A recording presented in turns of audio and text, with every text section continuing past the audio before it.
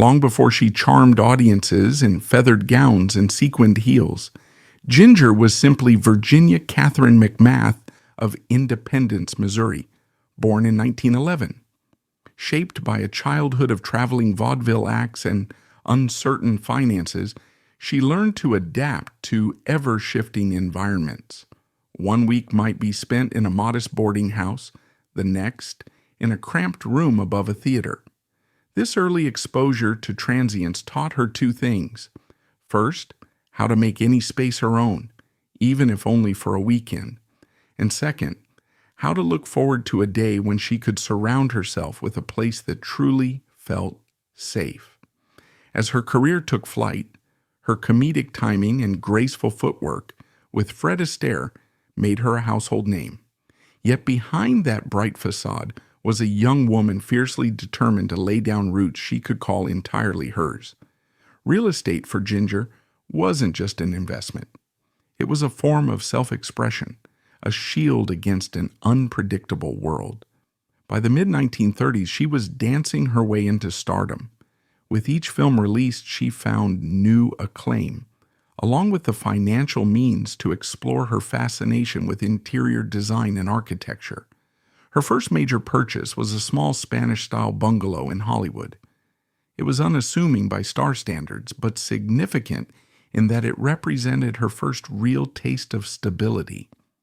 Picture a tidy courtyard, white stucco walls, and a wrought iron gate that offered just enough privacy to shield her from impromptu visits by fans. Step through the heavy wooden door, and you'd discover a living room, awash in morning light, a place where she'd sometimes rehearse small dance steps, pushing the furniture aside to create an impromptu studio. Yet as her fame soared, so did her longing for something more substantial than a bungalow could offer. The Hollywood whirlwind was exhilarating and exhausting in equal measure, and every set of footsteps from curious passers-by felt like an intrusion. In 1938, at the age of 27, Ginger stumbled across a new listing in Beverly Hills that would serve as her first grand statement to the world. A sprawling estate known to locals as Four Maples for the cluster of towering maple trees that shaded its driveway. Built in the early 1930s in a Georgian revival style, the house had stately brick walls, tall chimneys, and symmetrical windows that gave it a gentle old-world charm amidst California's palm-lined roads. Ginger fell in love with the property immediately. The facade reminded her of an aristocratic manor from a classic Hollywood film, the kind where secrets might lurk behind every ornate door. True to form, she wasted no time in making it her own. She sought the help of a renowned interior designer who specialized in blending European elegance with a dash of Hollywood flair. Together they picked out plush furnishings in warm, muted tones, contrasted by occasional bursts of color, like the robin's egg-blue drapes in the living room, rumored to be her favorite shade. Mirrors hung in strategic places to catch the sunlight, creating the illusion of constant motion, a subtle nod to the dynamic flow of dancing. The estate's showstopper, however, was the ballroom.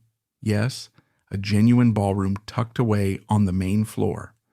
The prior owners had used it for formal gatherings, but Ginger saw in its hardwood floors a perfect invitation to waltz, foxtrot, and, of course, tap. She refurbished the room with new flooring, ensuring it could handle the staccato rhythms of her routines without losing its luster. Often, she'd invite close friends for impromptu dance sessions. Late into the evening, the estate would echo with the syncopated clap of heels on polished wood. One visitor recalled a particularly memorable night. Fred Astaire stopped by unannounced, and for an hour or two, the two old partners danced as if they were back on set. Only this time, no cameras rolled, no director called out instructions. It was just a pair of friends, lost in the joy of movement under a sparkling chandelier. But life at Four Maples wasn't all glitz and synergy. Ginger was in her prime, juggling film commitments, personal relationships, and the insistent demands of being one of Hollywood's top stars. Friends would see her flit from one place to another like a hummingbird that couldn't quite catch its breath. Often, she used her sun-drenched kitchen as a place to regain a sense of normalcy. The kitchen, situated with large windows overlooking the back garden, had become her haven. She'd brew tea, hum a tune, and watch the morning light settle on the rose bushes she'd had planted. If any corner of that estate reflected her yearning for a grounded life, it was that kitchen. No matter how big a star you are, she'd say, you still need to whip up an omelet every now and then. In the early 1940s, as her career evolved and personal life shifted, Ginger looked toward the notion of having a genuine retreat, somewhere she could escape the city's constant buzz. She found that in an unlikely location, the surrounding hills of Beverly Hills, where she purchased a second property known for its breathtaking vantage. While not as grand as Four Maples, this hillside home was all about the views. Inspired by an Italian Renaissance style, its terraced gardens cascaded down the hillside in a series of steps. Each terrace offered a different perspective of the city below, one with a koi pond, another with a vine-laced gazebo, and the next with a small orchard of citrus trees. On clear days, you could see straight to the Pacific. Ginger designed the interior to complement this grandeur. High ceilings, large arched windows, and a color palette that felt at once regal and warm, deep burgundies, creams, and touches of gold in the trim. This property quickly became her getaway within a getaway, a place to retreat when Four Maples turned into more of a social stage than a sanctuary. Here she might spend entire weekends reading scripts by the fireplace or tending to her citrus trees at dawn. One whispered rumor among friends was that she kept a hidden room in this house, a tiny corner behind a bookcase in the study where she could slip away to practice new dance routines if she didn't want anyone to see.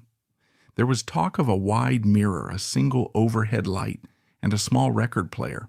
Her secret dance studio, if ever she needed to refine a step away from prying eyes. Whether that's fact or legend remains uncertain, but it certainly fits the theme. For Ginger, dancing was never fully switched off. It was a language she spoke fluently wherever life took her. Then came the 1940s surge in her career and the accompanying swirl of personal upheavals, marriages, divorces, and the relentless quest to balance stardom with real life. It was during this period that Ginger discovered a deeper longing for open skies and a slower pace of living. California was wonderful, but heavily orchestrated, shaped by the industry. She started traveling north for short getaways and stumbled upon Oregon's breathtaking countryside near the Rogue River. The moment she saw the rolling hills, dense forests, and wide skies, she felt an instant affinity. She bought a ranch there, hundreds of acres of rustic, unmanicured land, completely removed from the movie sets and dance studios of Hollywood. Unlike her meticulously designed Beverly Hills properties, this Oregon ranch was intentionally left with a rugged charm. She ensured the main lodge-like house was comfortable but not ostentatious. The exterior featured logs and stone, blending harmoniously with the surrounding pine trees. Inside, wide plank floors creaked pleasantly underfoot, and the walls bore the marks of local craftsmen. A stone fireplace dominated the living room, large enough to hold a roaring fire on chilly nights. Friends were astonished to see how quickly Ginger adapted to the ranch lifestyle. She'd trade her satin dance shoes for sturdy boots, sometimes wandering out to feed the horses at dawn. She marveled at the quiet, only birdsong, wind in the pines, and occasionally the distant bark of a neighbor's dog. For a woman known for her glitzy on-screen persona, the ranch revealed a side of Ginger seldom witnessed. She was contemplative here, often writing in her journal about her faith. She was devoutly Christian.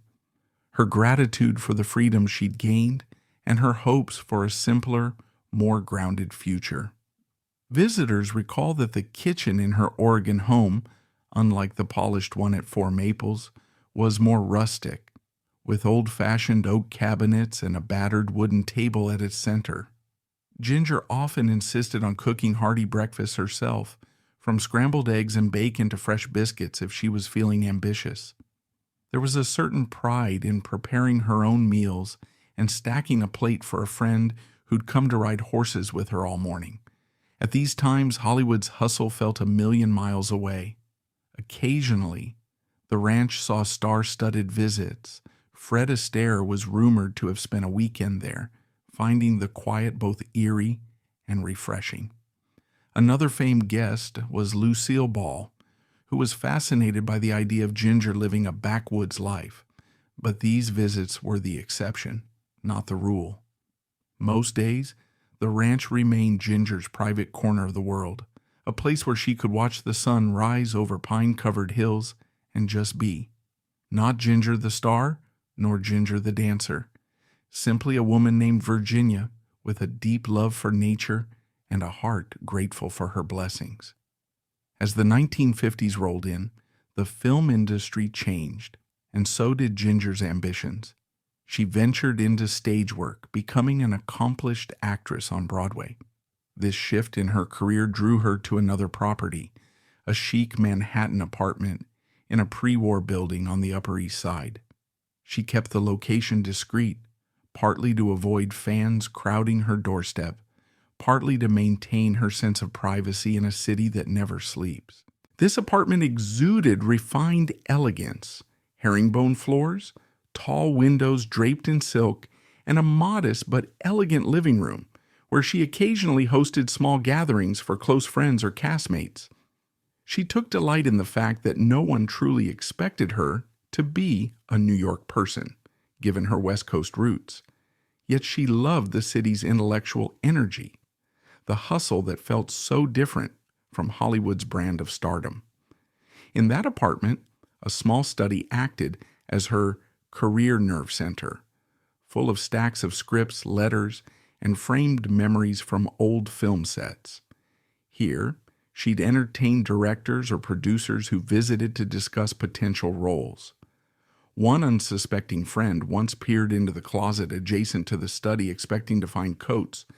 Instead, he discovered a floor-to-ceiling arrangement of dance shoes, tap, ballet, jazz, lined up in near-military precision. Ginger never parted with them, apparently believing each pair held a memory, a story, or a milestone in her storied career. But for all the variety in her real estate acquisitions, each place revealed threads of her personality. At her Beverly Hills estates, you saw her flair for dramatic elegance. The grandeur of the ballrooms and sweeping staircases spoke of a star deeply entrenched in the dream world of cinematic romance. Yet the cozy kitchens and sunlit gardens whispered of a woman who longed to carve out pockets of normalcy. Meanwhile, the Oregon ranch exposed her earthy, introspective side, a far cry from the bright lights, and the Manhattan apartment was where she engaged with the stage, once again pushing her craft in front of a live audience. That tension between the glittery entertainer and the quietly introspective soul was echoed in her interior design choices. She often combined lavish showpieces, ornate chandeliers, gilded mirrors, or plush velvet sofas with simpler, almost pastoral elements like a rocking chair crocheted by her grandmother or a row of potted herbs on a windowsill. She wanted the best of both worlds, the fancy illusions that made her a Hollywood icon and the down-to-earth touches that tethered her to everyday life. There were a few lesser-known rumors that followed her from one residence to another, whispers about secret vaults hidden behind wood-paneled walls, allegations that she kept every single fan letter she ever received, carefully cataloged in color-coded boxes. One person claimed that in the Four Maples attic, A trunk was discovered containing keepsakes from her earliest days in vaudeville, including old costumes and telegrams from her mother. When asked about these rumors in an interview, Ginger shrugged them off with a playful grin, saying only, "A lady must preserve her mysteries." As years rolled on, Ginger began shedding some of her properties, finding them too large or too burdensome to maintain given her evolving lifestyle. By the 1960s, she focused on what truly mattered: her stage performances, her faith, her philanthropic interests. She traveled frequently, but often returned to the ranch in Oregon as her haven. It had no ballrooms or dramatic vistas of city lights, just quiet nights, star-filled skies, and the gentle presence of nature. One caretaker recalls seeing Ginger well into her later years, humming a tune as she walked along the river's edge at sunrise. She'd pause, close her eyes, and seem to soak in the serenity, perhaps reflecting on a life that took her from traveling shows in the Midwest to heights of Hollywood fame and beyond. Her philanthropic efforts also left marks on her homes. She frequently hosted charitable events at Four Maples in Beverly Hills. On one memorable occasion, she opened the grounds for a fundraiser supporting dancers who'd fallen on hard times. The grand ballroom, once echoing with her own taps, saw a new generation of hopeful performers showcasing their talents. Guests arrived decked in tuxedos and gowns, wandering through the estate's manicured gardens, sipping cocktails, and soaking in that intangible sense of old Hollywood. Ginger, graceful as ever, mingled with a radiant sincerity that told you she genuinely cared about these young dancers, seeing perhaps a piece of her younger self in them. Likewise, in Manhattan, she occasionally transformed her apartment's living room into a mini salon where Broadway hopefuls could present scenes or solos, raising money for local theater workshops. If you were fortunate enough to be invited, you might find yourself perched on an antique love seat, watching a vibrant interpretation of a new musical number, while outside those tall windows, the city's endless lights blinked in silent applause. In that apartment's hushed corners, you could practically hear the city's heartbeat, merged with Ginger's own unwavering pulse for performance and generosity. In the autumn of her life, Ginger scaled back her public appearances, but still maintained a regal poise that had always defined her. She spent more extended stays at her Oregon ranch, cherishing the vantage point of tall pines rather than elaborate cityscapes. Her belief in God grew deeper, and she found ways to channel her faith into everyday gestures, reading devotional books by the fireplace, inviting local pastors for quiet luncheons, or occasionally sending homemade cakes to church fundraisers in the nearest town. Though she still had staff to handle day-to-day chores, the ranch was distinctly less formal, more personal. She'd open the door for visitors herself, greet them with a warm hug, and wave off their compliments about her iconic career like it was all just a dream from another era. But time, as it does, pressed forward. Ginger Rogers passed away in 1995.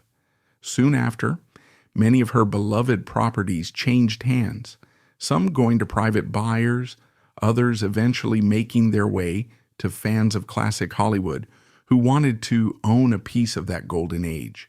There were estate sales, auctions, and the quiet dispersal of personal items to family and friends.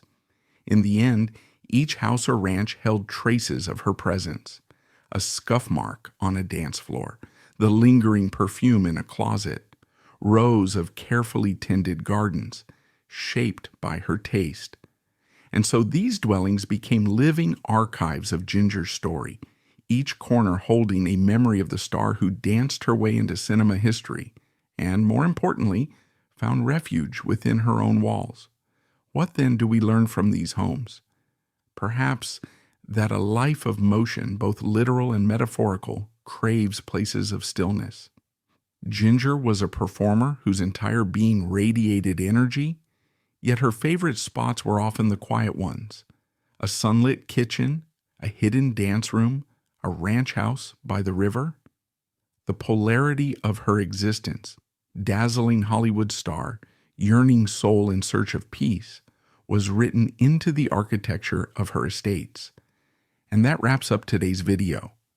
If this video resonated with you, please give it a like, leave a comment with your feedback, and subscribe to stay updated on upcoming videos. Appreciate you watching.